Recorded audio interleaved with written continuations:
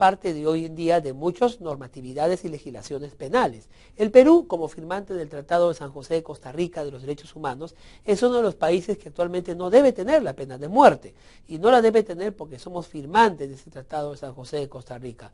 Hubo en algún momento en que Perú, ¿no?, renunció al Tratado de Costa Rica para poder implementar una política con pena de muerte. Es algo que merece pues la constante reflexión y que en realidad es un tema de constante debate en el mundo entero, porque ciertamente hay actos criminales que merecen la repulsa de la sociedad, la indignación total de la sociedad, pero no debemos creer que matando, ¿no?, poniéndonos al mismo nivel que los que asesinan, nosotros vamos a poder ser mejores que ellos.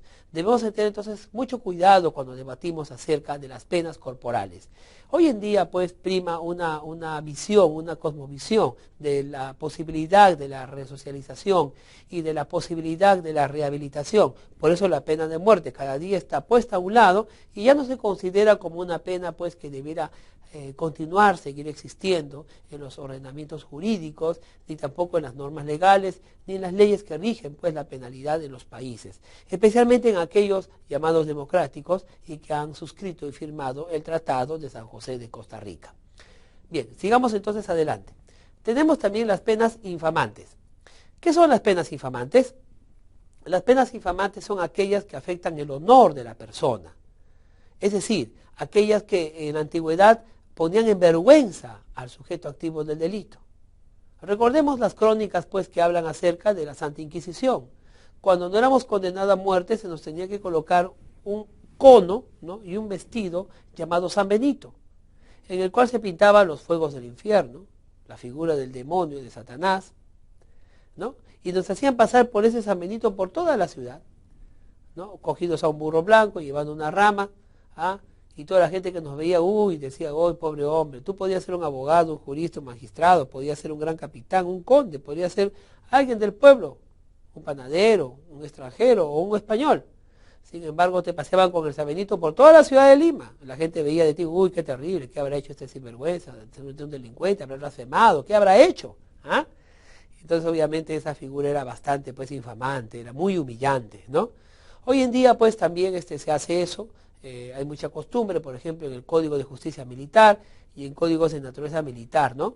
La clásica degradación. La clásica degradación pública, cuando te llevan con tus chamarras, con todo, y te van quitando las medallas, te rompen la espada. ¿Recuerdas tú el caso Dreyfus? Sí, Dreyfus fue un comandante, un capitán de las fuerzas francesas en la época de la guerra con Prusia, con Alemania. Bueno, se le acusó a este hombre de ser espía, ¿no?, de los prusianos, y se inició un juicio en el que realmente se pudo comprobar el xenofobismo. Dreyfus era judío y los franceses en aquel tiempo tenían pues un odio acérrimo a los judíos. Habían también gente que odiaba en Francia a los judíos, no solamente en Alemania, que luego fue un sistema nazi. Dreyfus fue obligado a ser reconocido como culpable siendo el inocente.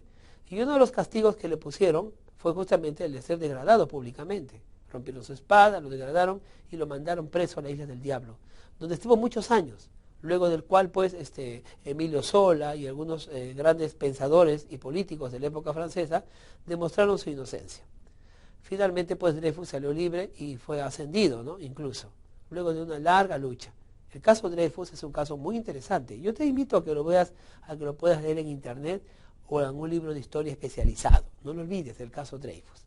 Esas penas, pues, son las penas infamantes, aquellas en las cuales se busca avergonzar a la gente culpable, aquel que se gusta avergonzar, ¿no?, al que ha cometido el delito, como una forma retributiva para que pueda reflexionar acerca de lo que ha cometido y obviamente no volverlo a cometer.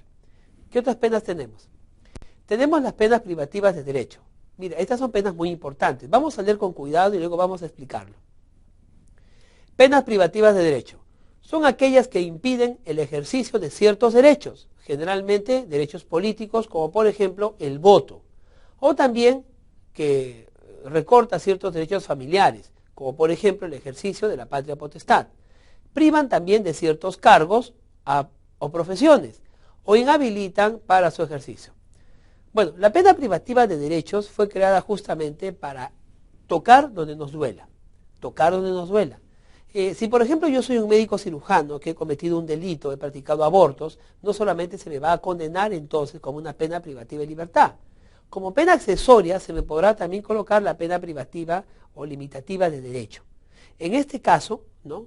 Me impedirán volver a ejercer la medicina por tantos años o quizá permanentemente. Me quitarán mi título o lo anularán, ¿no? Y también ordenarán a mi colegio, al Colegio Médico del Perú, que ya no me reciba y no me tenga como colegiado. Obviamente el colegio médico, siguiendo el mandato judicial, me expulsará y no podré ejercer, así tenga, ¿no?, título de médico cirujano de cualquier universidad, que es válido, pero un mandato judicial va a privarme de ese derecho de ejercer esa profesión. ¿Por qué?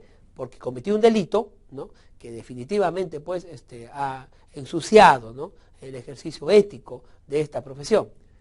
Las medidas privativas de derecho también se relacionan con derechos tan fundamentales como por ejemplo el derecho al voto. No se me permitirá votar en las elecciones, ¿no?, presidenciales, ni congresales, ni tampoco ninguna otra. Se me va a limitar el uso de ese derecho como una retribución al acto delictivo que yo he cometido. También, por ejemplo, se me puede quitar la patria potestad de mis hijos. De repente yo atenté contra la vida de mis hijos o atenté contra la vida de mi familia. Obviamente al momento de probarse que yo atenté contra la vida de mis pequeños, obviamente ningún juez, ¿no?, podrá en un sano juicio dejarme pues a los niños, ¿no?, bajo mi cuidado, habida cuenta de que yo ya una vez intenté asesinarlos. Obviamente entonces la pena privativa de derecho nos da justamente donde nos duele, en los derechos que nosotros queremos o necesitamos ejercer para llevar una vida normal. La pena no nos dejará hacerlo. Por ejemplo, en los funcionarios públicos, aquellos que llevan un cargo público y luego caen en delitos de corrupción. ¿Cómo podemos permitir que un hombre así pueda continuar en su cargo? ¿O cómo pueda después de 5 o 6 años de estar en prisión salir y volver al mismo cargo o buscar un cargo similar? Al menos que pruebe su rehabilitación. Entonces la pena privativa de derechos casi siempre es una pena accesoria. Realmente la que se pone más es la pena privativa de libertad. Y la privativa de derechos va de mano con ella, porque de hecho pues,